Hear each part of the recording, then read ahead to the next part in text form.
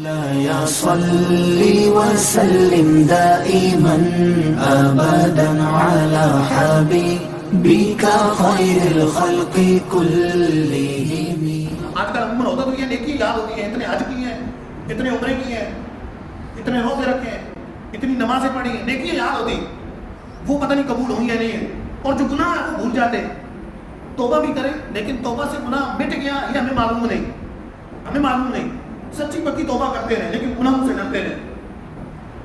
ایک قول میں ارشاد فرمایا، جاہل علم کے بارے میں سوال کرنے سے نہ شرم، یعنی پوچھے کہ سوال آدھا علم ہے، زیادہ سوال کرتا ہے تو اس کا علم بڑھتا ہے. ہمیں 20 معاملات پیش آتے رہتے ہیں لیکن سوال کرنے سے ہچکچاتے، پوچھتے نہیں، شرماتے، اور بسنا اوقات رزق حرام کر بیٹھتے ہیں، نماز فاسد کر دیتے ہیں، روزے کا پتہ نہیں چلتا روزہ ہوا یا نہیں ہوا، روزہ توڑ دیتے ہیں، پتہ ہی نہیں چلتا. تو لہذا سوال کریں. رب قرآن میں بھی یہ فرماتا ہے فاسألوا اہل الذکر ان کنتم لا تعلمون. اگر تمہیں علم نہیں ہے تو علم والوں سے پوچھو، علم والوں سے سوال کرو. سوال آدھا علم ہے. اگر اچھے طریقے سے سوال کیا جائے تو پھر اچھے طریقے سے جواب ملے گا.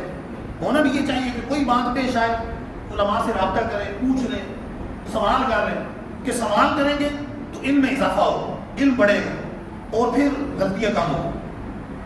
اسی طرح اگر کسی عالم کو مسئلہ معلوم نہ ہو، نبی فرماتے ہیں عالم کو مسئلہ معلوم نہ ہو تو اللہ تعالی عالم کہنے کے اندر شمائل کہنے اللہ بہتر جانتا ہے، مجھے پتہ نہیں. ضروری ہے کہ ہر سوال کا جواب دینا.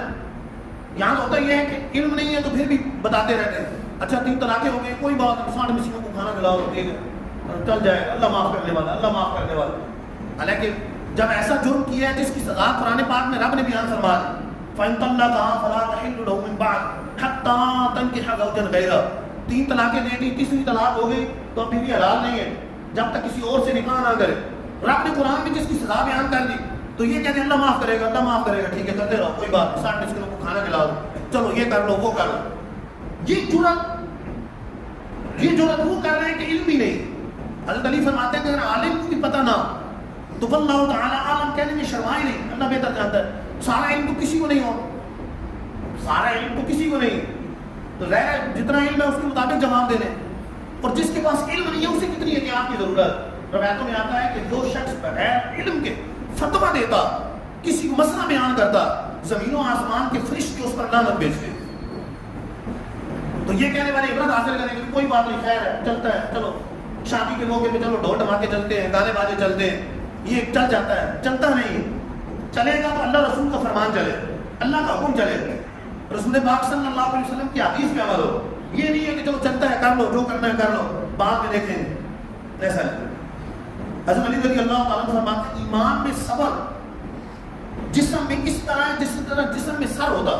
ایمان میں صبر اس طرح ہے جس طرح جسم میں سر ہوتا. صبر کی اہمیت بیان فرما حضرت علی رضی اللہ.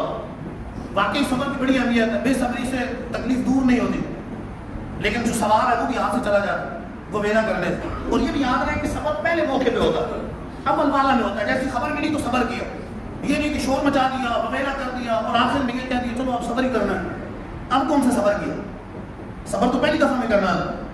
حضرت علی رضی اللہ عنہ فرماتے ہیں کہ اپنے مسلمان بھائی کی پسند کا خیال، اس کے ساتھ بھلائی بھی پیش آ. تم ایسا کرو گے تو تمہیں بھی پسندیدہ چیز پہنچ جائے. کر بلا ہو بلا، یعنی کسی کے ساتھ بھلا کریں گے تو اپنا بھلا ہو، کسی کی خیر خواہی سوچیں گے تو اپنی خیر خواہی ہوگی، کسی کے ساتھ اچھا سلوک کریں گے تو ہمارے ساتھ بھی اچھا ہوگا. یہ نہیں کہ دوسروں کو لتاڑتے رہے، غیبتیں کرتے رہے، چغلیاں کرتے رہے اور خود کہیں کہ ہماری کوئی غیبت نہ کرے، ہمیں کوئی برا نہ لے، ہمیں کوئی کچھ نہ کہے، دوسروں کو گالیاں دیں اور ہمیں کوئی کچھ نہ دے.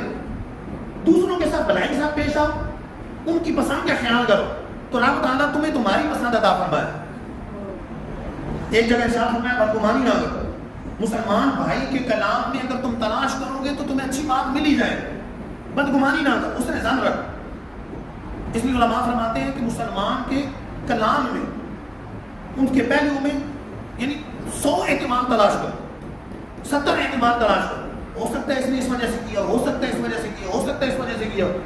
یہ نہ ہو کہ نیکی کا کام بھی کر رہا ہو تو ہم بدگمانی کر رہے ہیں، اچھا یہ پیسے دے رہا ہے تو ریاکاری کر رہا ہے، اچھا یہ کام رو رہا ہے تو یہ ریاکاری سے رو رہا ہے. نہیں، وہ اچھا کام کر رہا ہے پھر تو اچھا ہی خیال کرو، لیکن بظاہر بھی اگر کوئی نہیں لگ رہا تو اچھا خیال کرو. اس نے ظن رکھو کہ ہو سکتا ہے کہ اس کی اچھی نیت ہو، یہ اچھی نیت سے کر رہا ہو، اچھی نیت سے یہ کام کر رہا ہو۔ حضرت علی رضی اللہ عنہ فرماتے ہیں کہ جو شخص وقار چاہتا اسے چاہیے کہ ریاکاری سے بچے۔ ریاکاری یعنی دنیا لوگوں کے لیے دکھاوے کے لیے عمل کرو، یہ یاد رہے کہ دکھاوے کے لیے عمل کریں گے تو اس میں عزت نہیں۔ آدمی دنیا والوں کے لیے اسلام میں عزت بنانے کی کوشش کرتا ہے تو اسے عزت نہیں ملے گی۔ عزت اس میں ملے گی کہ انسان ریاکاری سے بچے، رب کے لیے عمل کرے، اخلاص کے ساتھ عمل کرے۔ اگر اخلاص کے ساتھ وہ 7 پردوں کے اندر تہجد پڑھے گا، نیکی کا کام کرے گا تو اللہ تعالیٰ لوگوں کے دلوں میں اس کی عزت ڈال دے۔